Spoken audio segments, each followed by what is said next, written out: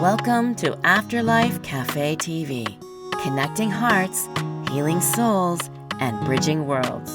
I'm your host, Helen Peacock, and this is your sacred grounds, a warm, welcoming space where you're invited to take a seat, exhale, and just be.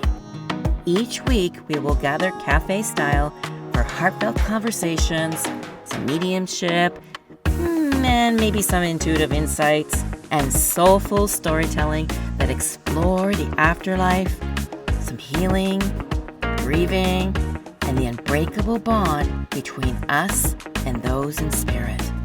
Here, laughter and tears are both welcome. Love transcends time, and spirit meets us in the most human of ways. So if you're seeking comfort, connection, or a deeper trust in your own inner knowing, you're in the right place. So pour yourself something warm and let's begin.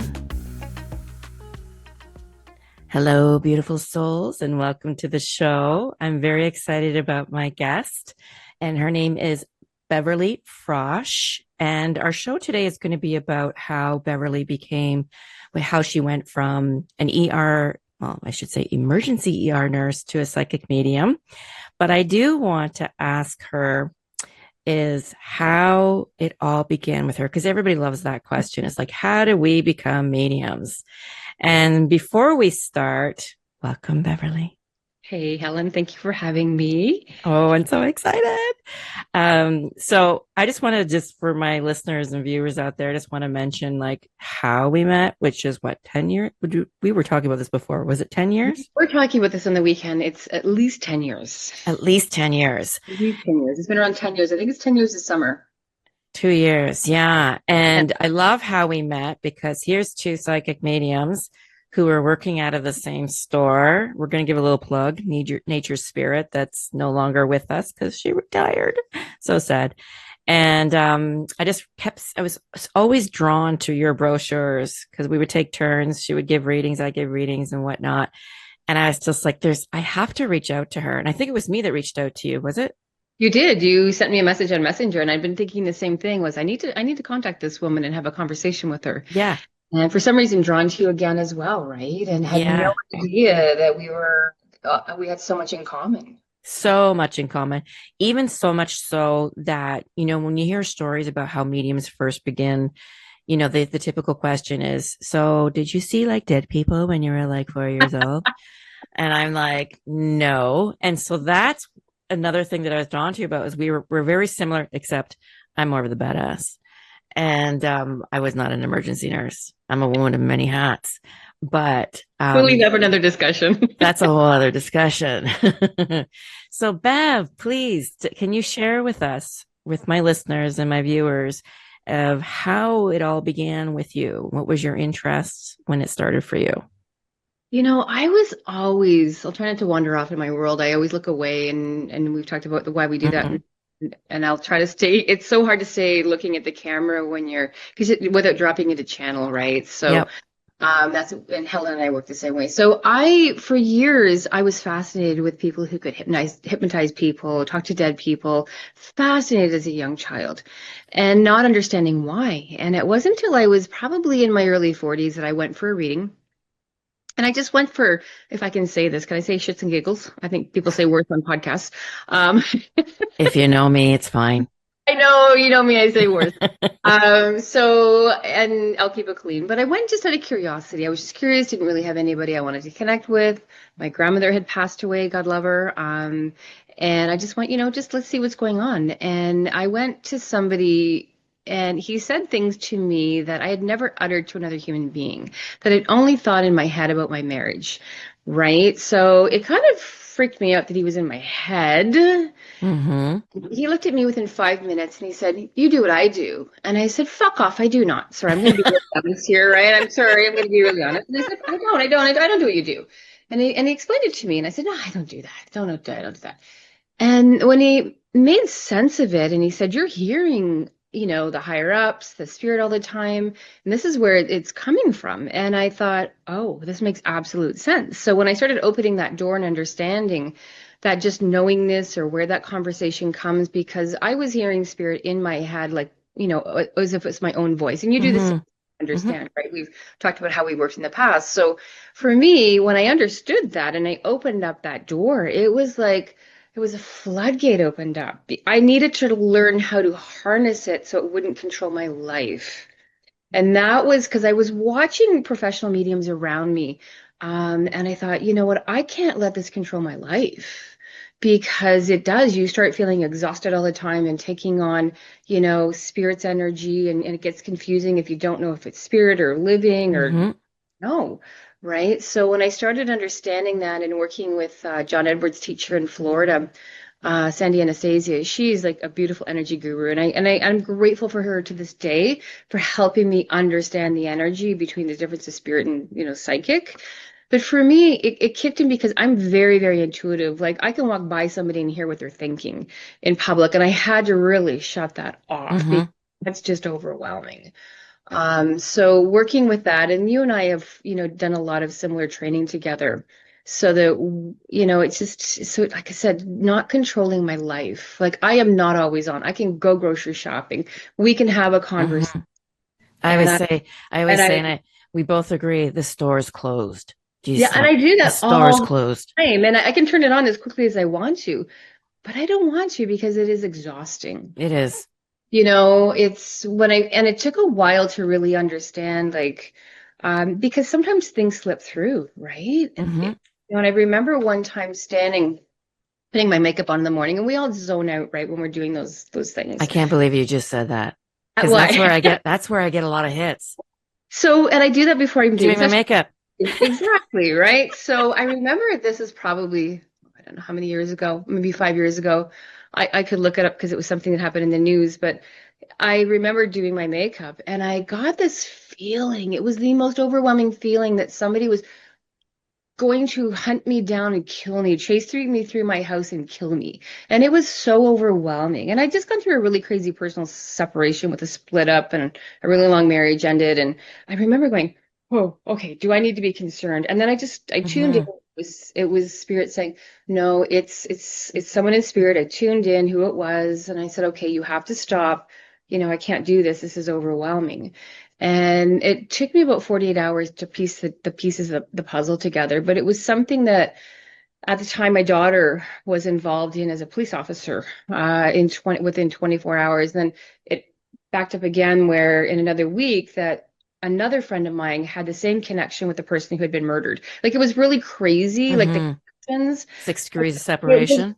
exactly. So it was one of those situations that taught me, hey, like you really have to know the difference between, spirit and your own stuff, right? Because Mm-hmm. it can get overwhelming really quickly. So yeah, it's an incredible journey, I'll tell you. I wouldn't look back. I trust what information I get more than I trust the, Mm-hmm. people can say no, and I'm like, get out of my way. I'm like, nope, I'm not arguing with your loved one, So, how right? long were you a nurse before you decided to leave and then move into this crazy world? So my first career, my first life was a registered emergency intensive care unit nurse, right? Okay. Mm-hmm. And then it wasn't until I went into I had young children. I worked into emergency rooms, so in a local hospital, and I remember just knowing things about people that I couldn't explain. You're assessing people, you're triaging people, and I would hear like this feeling of like you have to go do this, you have to go do that. And I remember having this one woman walk in at 3 o'clock in the morning, and I was walking her down the hallway. I triaged her, and I'm going to put her in a room down the hallway, and there was this overwhelming feeling of you have to put her in the recess room. So I hooked her up to the monitor. She was having a massive heart attack. The minute I hooked her up to the monitor, if I'd put her down the hallway, right, she would have been another 45 minutes to have an ECG, have a workup, have blood work, and I listened. The minute I threw her on that monitor, I was like, whoa, okay, we have an issue here, right? So I've learned to listen to that. And just knowing when something's going to happen to a patient, I just had this, you just know. I can't explain it. I cannot explain it. Like it's just there. Mm-hmm. Um, and I took a chance. Like when I moved up, I made a transition of a move from Mm-hmm. city. And that's when I left behind my career. And I just said, yeah, I'm just going to stay with the mediumship. And that's actually when you and I met, right? So, So were uh, you doing mediumship as well as being a nurse? no, It was two separate worlds. no, if you, so no, I did transition into being a real estate agent for a few years as well. Well, I was wondering if I you were know. gonna mention that. I'm like, does she want people to know that? I did that when my children were fairly young because I got Mm, so tired, and every nurse out there will agree with me, trying to negotiate, trying to get Christmas off, your children's birthdays. Like it's really, nurses are taking a massive hit right now. And hmm I loved working with children because they're so intuitive. I could talk children through stitches, no problem, right? They were so beautiful to have a conversation with and talk to, and they were just easy to work with. So I'm good at it, but yeah, how did you know? yes. How do I want to say this? Hmm. How did you know exactly when you were going to leave the nursing career? Huh. You know how we have that, Good uh-huh. question. Yeah, the aha moment was, and it's in my bio on my website too. But I had a situation at the time. I think my son was around 4, and I remember working in the Emerge, and we had a small local Emerge, and the ambulance phone, they call and hmm warn you if something serious is coming in, and they did, and I was assigned to recess and observations that night, and they brought in an 18-month little boy who was pretty much vital signs absent from falling into a fish pond, just standing around talking to mom and dad. Where did he go? Boom, like where did the little guy go? And yeah, that changed my life. That one changed my life, and he passed away. And it that was one of those momentum, like it just stayed with me it still stays with me to this day. hmm Because years later, I asked why I had to be a part of that, which I'll explain in a minute. But um, at that moment, when you have parents that you have to go, the room, and the male doctor's behind you, and I'm the one they're looking at because I'm female. And I said, I am so sorry. They just, to look a mother in the eye is just the most devastating thing. I didn't fall apart really until the next day. I know that sounds terrible, but you have a task to do. Because you have to stay together. I did walk away for about a half an hour in the emerge that night just to take a deep breath. But the next day I had to keep it together. You've got family coming. It was a birthday party we were celebrating at the house. And after that, I literally fell apart. And I fell apart for 9 weeks. I Oh, had to take wow. leave. I have zero memory for 3 weeks after that event. I didn't know that. Yeah, three You, weeks. you So didn't tell me and that. I lost a lot of weight. Mm.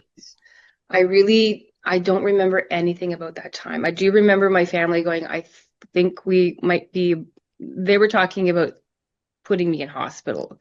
I just fell apart. I stopped. I couldn't function. When I say I had PTSD, I had true PTSD. I couldn't function. Zero functioning. That's true PTSD, right? I don't remember that. And it's slowly and it was really hard because I didn't feel like I had support. Like when you go back, you're supposed to have a debriefing, hmm and our lovely, and I won't name, it was just really poorly handled, Okay.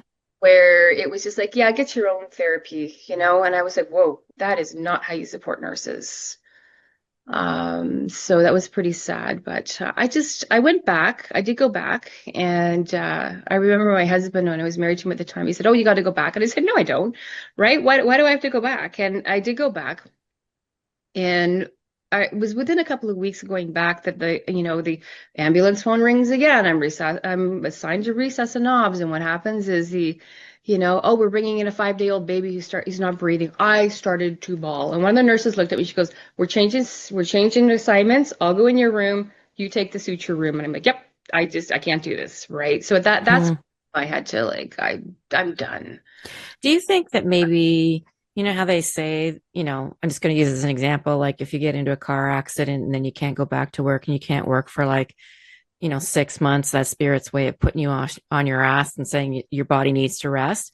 Do you Absolutely. feel that spirit kind of did that with you? Like gave you Well, these situations to kind of push you out the door? and I'm going to tell you this because I think you know this story. when fast forward a few years, because I asked myself, I was on that transition of like, kind of exploring the mediumship world and Hmm. understanding it. And what happened was it took years, many years later, I always said to Spirit, why did I have to be assigned to that room? Why was it me that night? Why, right? I'm the why person. Well, when we were in, you and I were actually in Denver together working, doing an event with Tony Stockwell. Good Uh, times.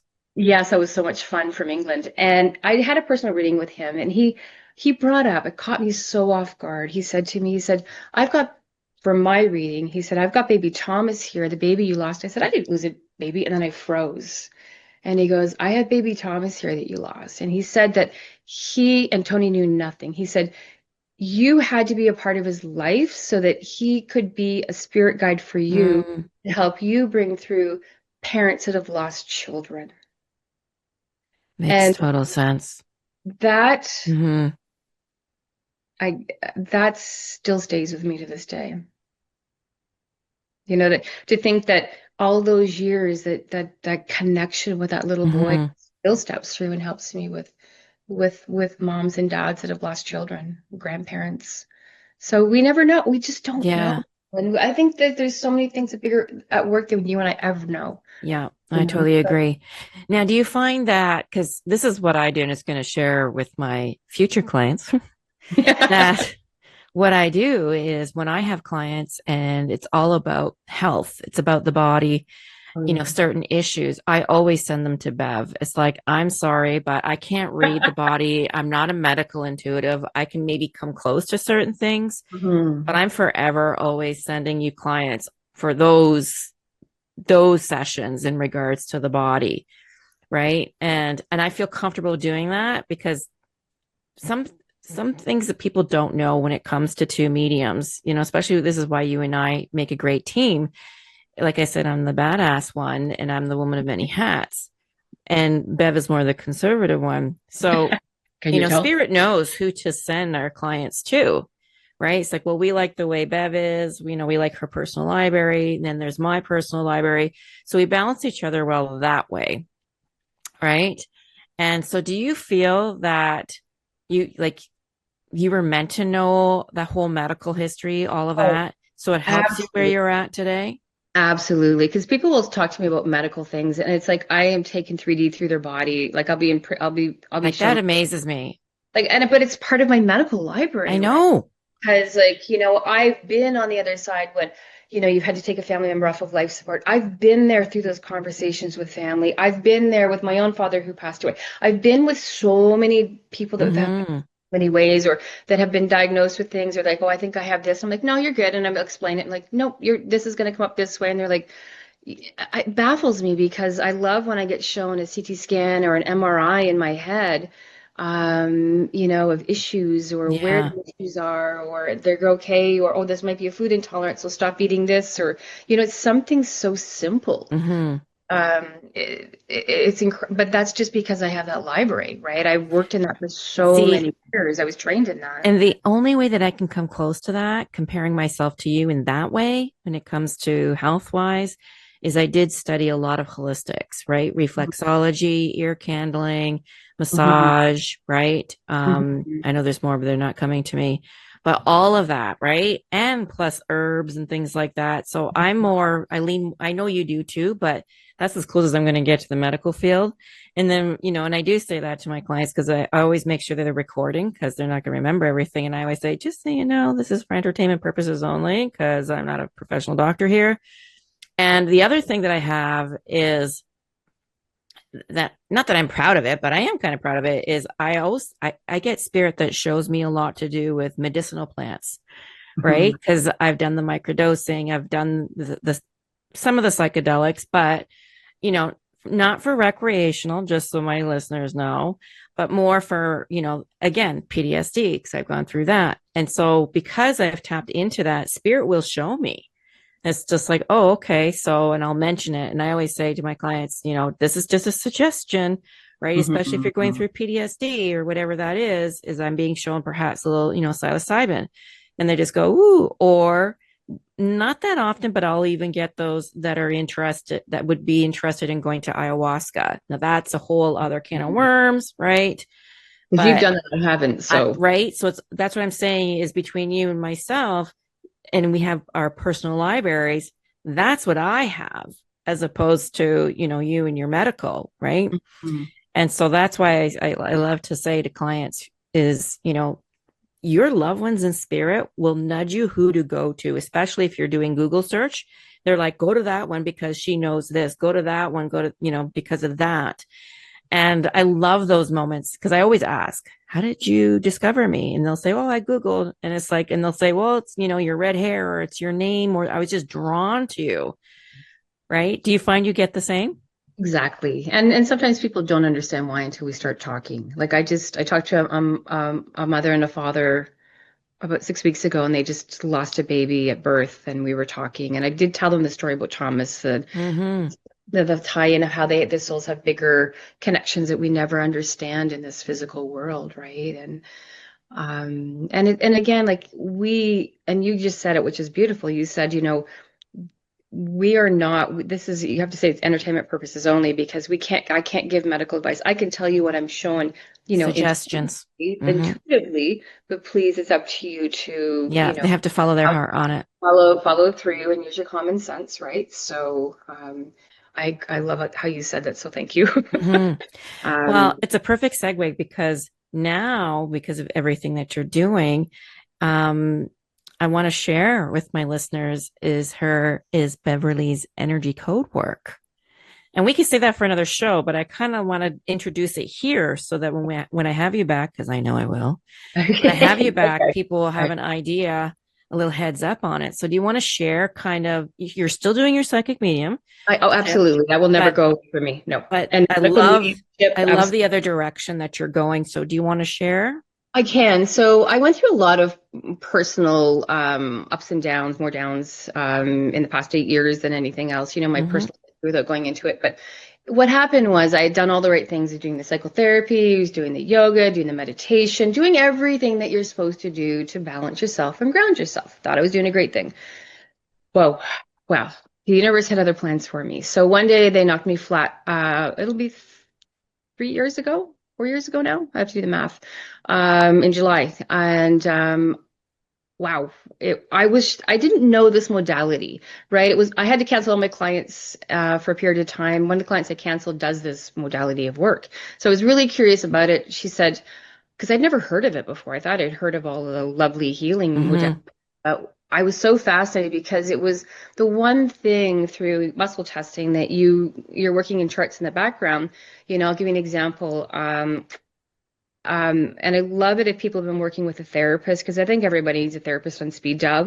It's just Speed love to dial. I talk like to. that. We really do in life. Like, um, and a really good therapist, you're gonna want to tell them to because they're good. They're not gonna let you get away with anything, right? They're not there to give you a nice red bow and everything's gonna be perfect. But at the end of, like, for me, I had done all the work and I still couldn't finally move like what was holding me back. So it was doing this modality of work that Mm-hmm. finally pulled out and removed the emotions that I was holding. I had inherited some of the emotions. They were things that were not mine from, my children's father. Like, there was so many emotions that I had taken on of mine that I couldn't move through. This work moved it, and it was beautiful. So, it helps with I feel so much more at peace and calm Mm-hmm. this work, and understanding, because we get caught up in such a way that our nervous systems get so revved up that we're always like, hey, I got one foot on the gas, one foot on the brake, and it's not a fluke what we do for a living. It's not a fluke that nurses are so empathic and do this work. They've probably been healers in past lives, right? So you're a healer in this life too. So Yeah. we always feel like we have to understand that you're always ramped up, and part of that cellular memory of always being ramped up, it might not even be yours, right? So when you can identify that and release it, it's incredible. I I find worked a that lot, sometimes, yeah. worked a And I lot have within, come to you. I have come to you, yeah, and I've right? Or worked a I've lot with, gone to. First Nations in Canada, helping women with that, have anxieties through sexual abuses and, release their Addictions. panic attacks, addictions. It really does get to the root very quickly Yeah. without having to relive your Well, I was trauma. hoping you're going to say that because that's the whole point of it is getting to the root. And Yeah. again, that's another thing that I send my clients to is just if I know there's something because we're so like that big onion, right? There's so many layers. It's like, okay, we need to get to the root and I've got the perfect person for you for that. And so it's like, I'm just so grateful that you do that work because it is so needed. And again, it's not the mediumship part. Well, kind of, sort of, but it's not, it's like taking it to a whole other deeper It is. level of releasing.